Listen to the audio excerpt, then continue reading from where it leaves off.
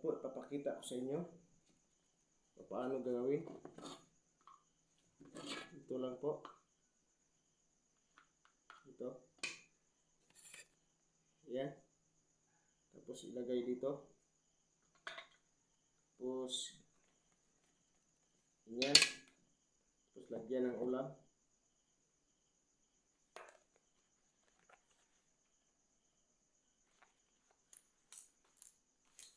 Ito na. Oh, kita nyo.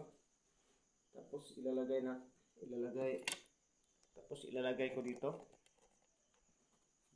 Yan. Kita nyo. Ilalagay ko doon. Oh, yun lang.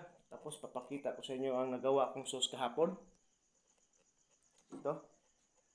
Yung nakaraang video. Ito na po ang sauce.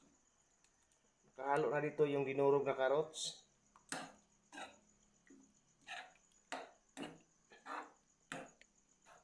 Mahanghang ito mga idol. Paborito ito sa mga mahilig ng sili. At mahilig sa mga ano. Tapos ito yung pangalawa. Kasi yung isdang nakikita nyo doon sa kawali, hinahati ko yun. Ang kalahati, ginawa kong sauce.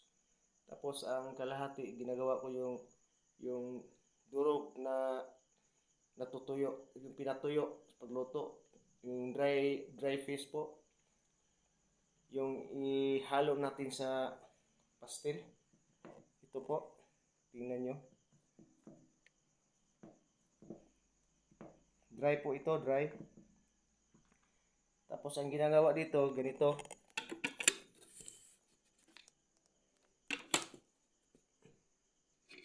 Ito po. Maglagay ka ng kanin. Ito. Maglagay ka ng kanin dito. Tapos ilalagay mo doon. Ilagay mo dito. Tapos ito po ang panghalo natin. Ito lang karami. Ganito lang karami ilagay mo sa rice. Yun. Tapos yan, balutin mo na. Kita nyo. O, babalutin nyo na. Yan.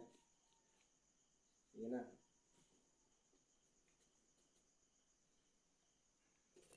At ito po ang ano natin. Yung rice natin. Kita nyo. Ito mga idol. Ito po ang sukat natin sa paggawa ng pastel. Kasi pag wala ito, hindi magpantay ang rami. Ito. Ganito lang kalaki. Lahat-lahat pantay-pantay. Kapag gagamitin mo to. So, ito lang po. At maraming salamat sa unang video ko. Nakikita nyo doon, biglang naputol. Kasi paglagay ko doon sa stand, napindot ko yung ano. Pero ipinutuloy ko naman ngayon. At yung mga pagko-content ko sa pagkanta dito, makikita nyo. Papakita ko sa inyo ito, may gitara ako. Ito. Ginagamit ko ito minsan. Yung kakanta ko, yung pawala sa lungkot. Yung pawala sa lungkot ko, yun, magkanta po ko sa pamagitan ng gita. At ito naman po ang ano ko. Ito mga sound music ko. Kapag kumanta na ko, ito po ang gagamitin ko. At dito ko ilalagay yung camera ko. Tapos sa harapan dito ako nakaupo. Tapos makikita nyo, yun po ang makikita nyo kadalasan kapag kumakanta ako. Tapos ito ang harapan. Yan po, makikita nyo. Dito lang po ako nagko-content sa pagkanta ko. So maraming salamat. Kakagising ko lang, no.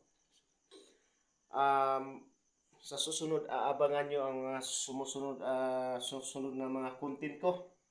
Pasensya na po sa pagbigkas ko ng Tagalog kasi hindi ako fluent sa Tagalog. Bisaya talaga ako eh. Kaya sana naintindihan nyo ako. So mga idol, God bless and good morning once again. Good morning po sa lahat. Kasi ipagpatuloy ko itong ginagawa ko kasi kapag lagi na lang ako nagbibideo, hindi ko yun matapos. Kailangan tatapusin ko yun.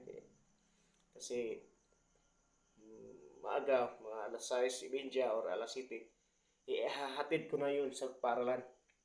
So salamat po sa inyo and good luck and happy day.